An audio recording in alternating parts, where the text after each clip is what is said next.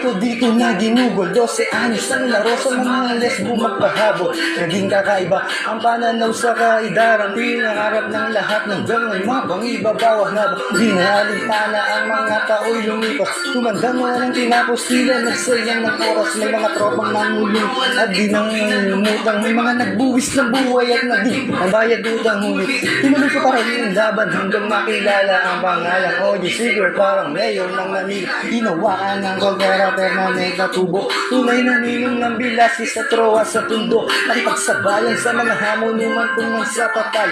Walang tigil na putukan ng gante pag nalagasan, ngunit isang katanungan lang naglalaro sa isip ko. Ito ba ang buhay na dapat manahin ng panganay ko?